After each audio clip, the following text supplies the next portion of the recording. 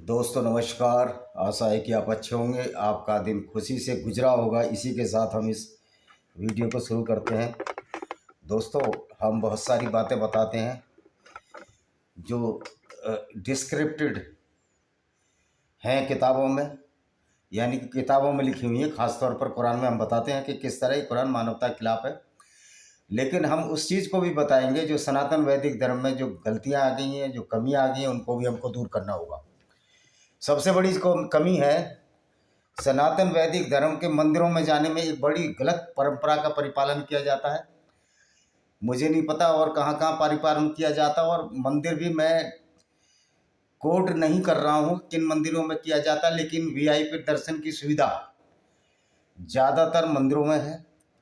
जो बड़े मंदिर हैं, जो ट्रस्ट चलाते हैं, तिरुपति का मंदिर है या अन्य कोई भी मंदिर हो XYZ, वहाँ पर सब पर वीआईपी दर्शन यानी वेरी इंपॉर्टेंट पर्सन पहले आएंगे। और जो लोग लाइन में लगे हुए हैं, जो जनसाधारण हैं, जिनके वोटों से ये जनप्रतिनिधि और वेरी इंपॉर्टेंट पर्सन चुने जाते हैं, इनको वीआईपी दर्शन की बड़ी जल्दी पड़ी रहती है। और मज़े की बात है, चलो इनका तो सिक्योरिटी मेजर है, जैसे प्रधानमंत्री जी जाएंगे तो नेचुरली बात है कि उनको सिक्योरिटी के बड़े खतरे हैं, क्योंकि जिस तरह की आइडियोलॉजी के खिलाफ वो इनडायरेक्टली संघर्ष कर रहे हैं, जिस तरह की विचारधारा से लड़ रहे हैं, जो कि कम्युनिस्ट और जिहादी विचारधारा है, उनके खतरे बड़े हैं। नेचुरली उनको सेफ्टी मिलनी चाहिए, क्योंकि ऐसी लीडरशिप, बहुत सारी कमियां होंगी मोदी जी में। मैं नहीं कहता हूँ कि दूध के धुले होंगे कुछ मुद्दों पर, जैसे नूपुर शर्मा के मुद्दे पर दूध के धुले नहीं है।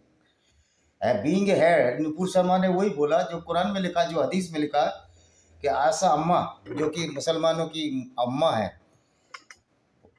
अम्मा बोलते हैं ना ये मोहम्मद की पत्नी को, तो आशा अम्मा की उम्र 6 साल थी जब उनकी शादी हुई, और जब उनकी रुखसती हुई, जब यानी उन्होंने मैरिज को कंज्यूमेट किया, जो सही मायने में फिजिकल रिलेशन बनाया, वो 9 साल की थी।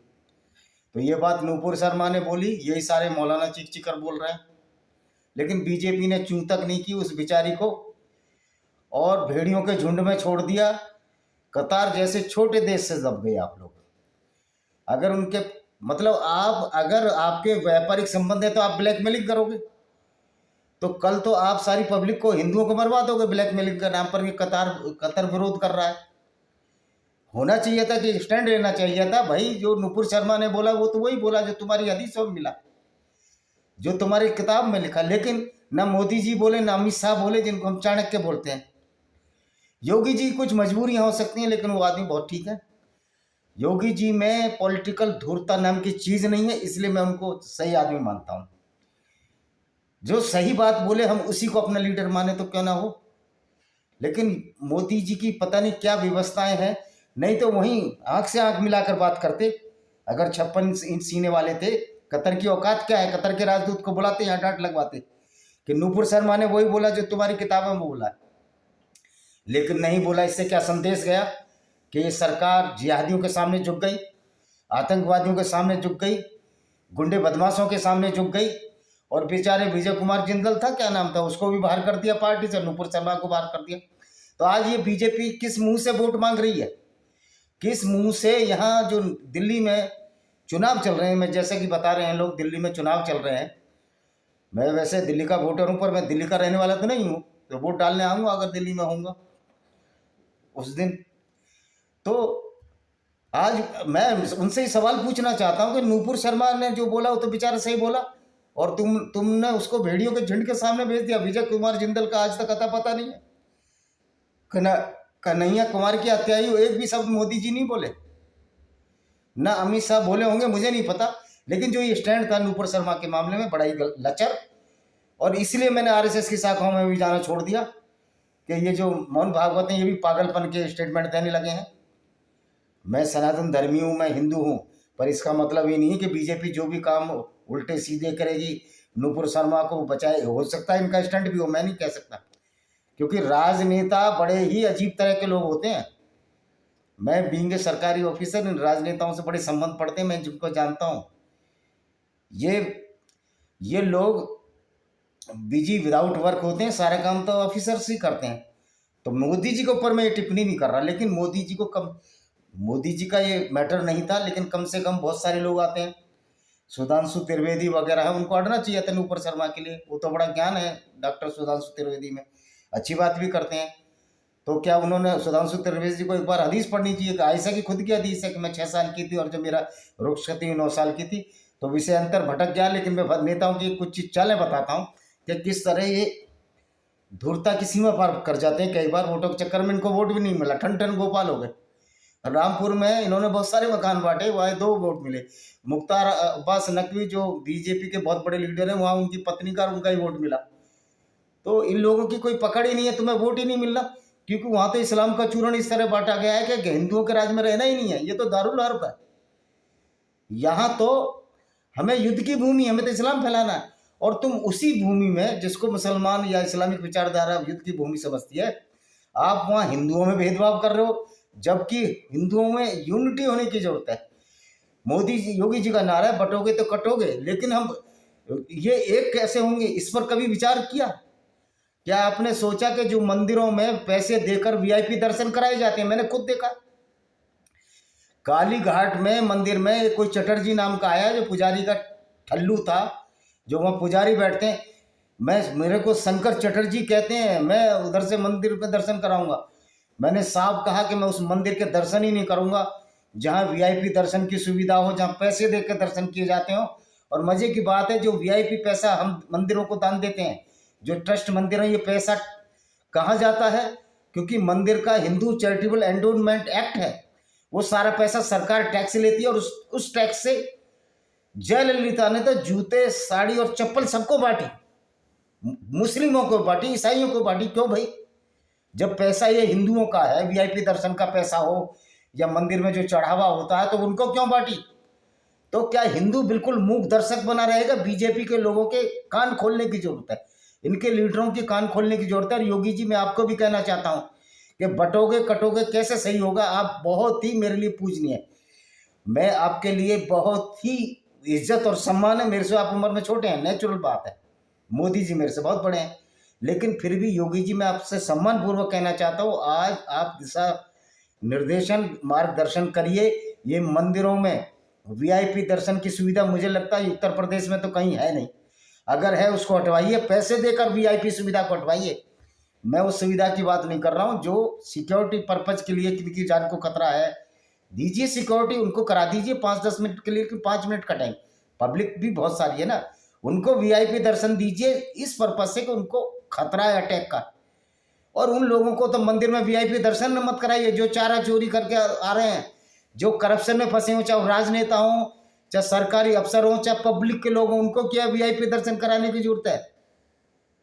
यानी चारा चोर है उसको वीआईपी दर्शन कराएंगे? भूतपूर्व मुख्यमंत्री है वो, जो जानवरों का चारा खा गया, जानवरों के हिस्से का खा गया, जो रेलवे में नौकरी देने के लिए लोगों की जमीनें खा गया, उसकी आस्था ईश्वर में हो सकती है क्या? ईश्वर का ये गुण होता है? तो ऐसे लोगों को आप वीआईपी दर्शन कराएंगे? इससे क्या संदेश जाएगा? कि जितनी मर्जी बेईमानी करो, भगवान के सामने मांगो और सारा पुण्य माफ हो जाएगा। या क्रिएटर जो भी सर्जन करता मानते हो, भगवान को तो किसी ने देखा। हमने राम की हिस्ट्री मिलती है राम आदर्शपुर से, तो क्या राम जैसे आदर्श हैं ये लोग? इन लोगों को मंदिर में नहीं घुसने देना चाहिए। 2-4, 10, 50 लाख हिंदू कम होने से कोई सनातन वैदिक धर्म का कुछ नहीं बिगड़ना। इससे ज्यादा तो हर साल 1-2 करोड़ लोग हिंदू बन रहे हैं पूरे वर्ल्ड में, और हिंदू बनने से अच्छा है कि सनातनी बन रहे हैं और जो सभ्य समाज का अंग बनते जा रहे हैं। वहाँ वीआईपी दर्शन हो जाते हैं, बंदूक है, ये फो, और इनको किस बात का खतरा है? इनको अपने कर्मों से भुगतना है इनको। और मैं भी पब्लिक से कहना चाहता हूँ, जो ये बेईमान नेता हैं इनको इनके भाग पर छोड़ दीजिए, और कानून के रखवालों से जो सुप्रीम कोर्ट के जज हैं इन पर जरूरी कार्रवाई की जाए। और ऐसे लोगों को वीआईपी दर्शन की नहीं होनी चाहिए, बल्कि ऐसे लोगों को तो वोट का अधिकार भी छोड़ देना चाहिए। जो करप्शन में फंसे हैं, जिनको 5 साल की जेल हुई, इनको वोट देने का अधिकार से डिबार कर देना चाहिए, वंचित कर देना चाहिए। चाहे वो पॉलिटिकल लीडर हो, चाहे कोई ऑफिसर हो, मतदान का अधिकार ही छीन लो इनको। और जब इनको अंडमान निकोबार जैसे देशों में बेईमानों को भेजा जाएगा टापू पर, करप्शन तब हटेगा, ऐसे हटने वाला नहीं है। हम किसी को मारने और काटने की बात नहीं कर रहे, लेकिन इनका मतदान का अधिकार खत्म कर दो। इनको जर्नल जो सुविधा है, इनके पासपोर्ट जब जाओ डंकी मार से अमेरिका, फिर वहाँ ट्रंप तुम्हें लात मार के भगाएगा। तो भाई ये वीआईपी जो दर्शन है, ये पब्लिक की भावना पर आहत करते हैं, ये सारे सनातनी धर्म का अपमान है। जो सनातनी धर्म, सनातन धर्म जो समभाव की बात करता है, तो समभाव कहाँ रह जाता है जब आप वीआईपी दर्शन पैसे दे दे के कराए जा रहे हैं। दर्शन कहाँ कहाँ कराए जा रहे हैं, टेक्निकल पॉइंट है। मैं बोल दूं कि तिरुपति में कराए जा रहे हैं, तो आप कहोगे तिरुपति में तो अब नहीं होते, तो कोर्ट में केस डालोगे। तो हम इसलिए टेक्निकलिटी पर नहीं जा रहे, हम एक जनरल ट्रेंड में बात कर रहे हैं कि मंदिरों में वीआईपी दर्शन की प्रथा बंद हो, और जो बहुत टॉप ग्रेड सिक्योरिटी पॉलिटिशियंस हैं जिनकी जान को खतरा है, उनके दर्शन जरूर करा दीजिए जल्दी से, या दूसरे रास्ते से, कितने ही रास्ते होते हैं, करा दीजिए। लेकिन जो सजा याफ्ता पॉलिटिकल जो आइकॉन नहीं, जो पॉलिटिकल क्या बोलेंगे को, अरे पॉलिटिकल डिमविट हैं, जो पॉलिटिकल इविल हैं, जो पॉलिटिकल जो गूंस हैं, उनको ये दर्शन कराने की सुविधा नहीं चाहिए। और पब्लिक का भी समय जाया ना हो। जब पता है कि वीआईपी आ रहा है तो पब्लिक को 15 दिन पहले सूचित कर दो, फला दिन वीआईपी आएगा, और उसको 2 मिनट में बाहर निकालो। अच्छा ये बताइए, जब तुम भगवान के दर्शन करने जा रहे हो अपने स्टेट के, तो क्या तुम ये बताना चाहते हो कि हम वीआईपी हैं, देखो हम तुम्हारे पास पहले आ गए? ईश्वर को कोई फर्क नहीं पड़ता। वैसे भी मूर्ति में तो भगवान नहीं होता, वो तो हमारी भावना होती है। तो भाई ये वीआईपी दर्शन बंद कीजिए। आपका अहंकार जो वीआईपी दर्शन पैसे से कराते हो, ये सनातन धर्म के खिलाफ है, सनातन धर्म की मूल भावना के विपरीत है वीआईपी दर्शन। मैं माननीय प्रधानमंत्री जी से और सभी मुख्यमंत्रियों से कहना चाहता हूं कि वीआईपी दर्शन खत्म करो।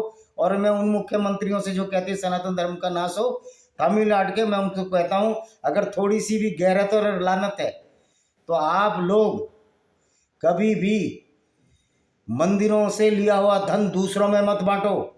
तुम अपनी बात पर स्टैंड करो, क्योंकि तमिलनाडु के मंदिरों में ज़्यादा लूट होती है, और तमिलनाडु की जो सरकार बैठी है वो एंटी सनातन है। फिर मंदिरों से क्यों लेते हो? अगर हमारा धर्म खराब है, हमारे, तो आपने गलत सलत बोला तो पैसा क्यों लेते हो तुम हमारा? मतलब बेशर्मी की भी हद होती है। तो इसी के साथ मैं इस वीडियो को विराम देता हूँ। वंदे मातरम, जय हिंद, आपका दिन शुभ हो।